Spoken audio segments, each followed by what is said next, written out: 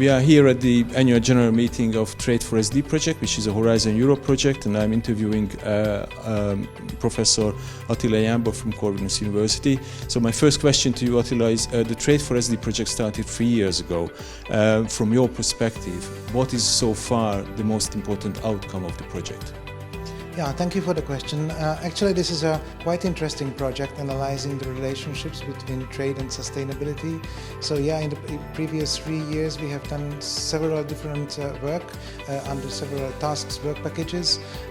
What we found, I think one of the most important findings is that because of the geopolitical area which is around us, actually economic sustainability seems to play a much more important role than it did before. So from the literature and also from the policy arena, we also always hear that environmental and social sustainability is very important and needs to be strengthened, which is right. But what we would turn the attention of policymakers to, that at least economic sustainability is also gaining power. It becomes much more and more important because of the COVID crisis, because of the war in Ukraine. So it seems that between trade and sustainability, when you are raising the relationships, you definitely need to take attention to the economic dimension much more than originally thought in 2024.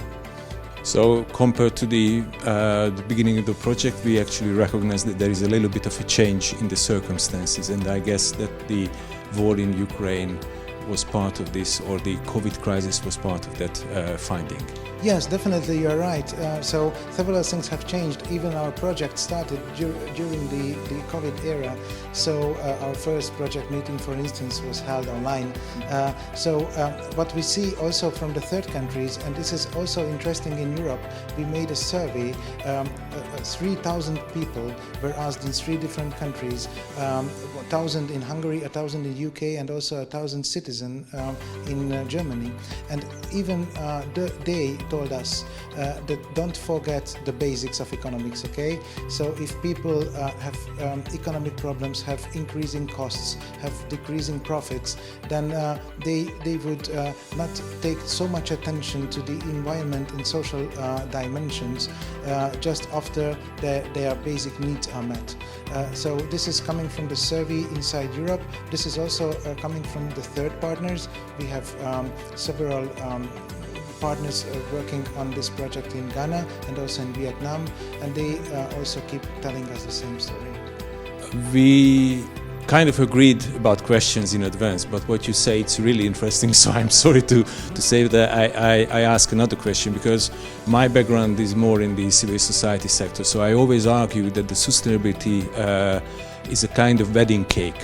First we need sustainable biosphere, that's the basis, and then on a sustainable biosphere or environmental sustainability, we can build a sustainable society, and then the last layer is the sustainable economy. But what you say is that actually people seem to prefer the first layer, or let's say the last layer, not the top layer, the economic layer. Is that right? Or It seems to be an interesting topic, and also an interesting message for us as well, because originally when we wrote the project proposal and we started to differentiate the task between the different members, everybody was concentrating on environment and social issues because we were told to do so, and because we already taught also from the literature and also from the colleagues who we have had a discussion with, is that this is the focus. There is Green Deal. This is the new focus of Europe to be more sustainable, to be more environmentally friendly. Let's promote these techniques, which is of course valid. But what we saw from our project is, because of the changing circumstances, it seems that the economic dimension, the basics, should not be forgotten. You mentioned now the Green Deal, the European Green Deal, and we are at the time when just after the European Parliament election, the new European Parliament is going to assemble very soon, the new European Commission is going to set up, and no one is really sure whether the Green Deal is going to continue or not.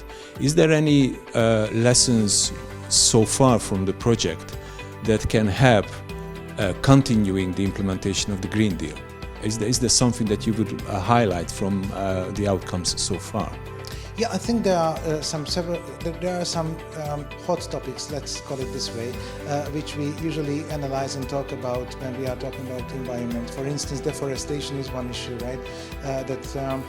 This, I think, what the project can add to this whole story, and what can be treated as a recommendation, is that you need to cooperate with the locals when you try to change policies. You need to train them. You need more communication, more cooperation at the local level, okay? So you cannot change EU policies just from your own office.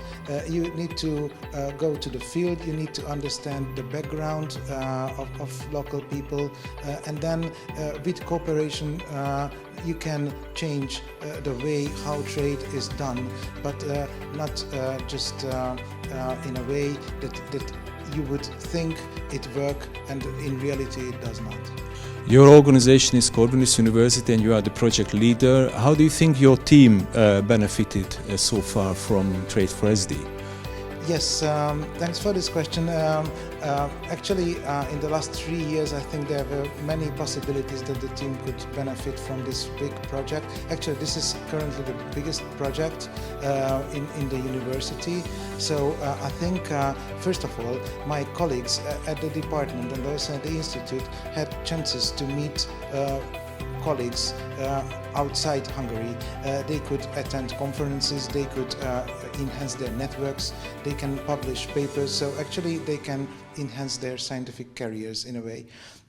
The other thing which I would highlight is that also the university as a whole, including its management, learned a lot from this project. When we started, we hadn't had any specific dedicated organization to European projects, for instance, and it was partly because of this project that the management of the university decided to establish a kind of a center which is called ERGO. This is the European Research and Grant Office, and now it's led by a very capable lady and the whole idea behind ERGO is that let's try to enhance the European cooperation. Let's try to get some more funding, more proposals written, not just in Hungary, but also with other partners. And I think this project helped a lot to understand how such a magnitude of participants can be managed, how such a proposal should be written, and how we can cooperate also inside the university and also outside with the partners to make a nice story out of this. The project will end 12 months from now, so we still have 1 year to go. What is the main focus in the coming 12 months within the project? Can you explain this? Yes, so actually we have lots of results now. I think for the remaining 1 year, what we need to do is first of all disseminate and communicate our results as much as we can, because they are fresh, they are brand new, they can help also policymakers to have a better understanding on the exact situation of the different stories. And also what I would like my team to focus on is to build a kind of a policy story which we can also talk to and disseminate and communicate to Brussels, to our client, the European Commission.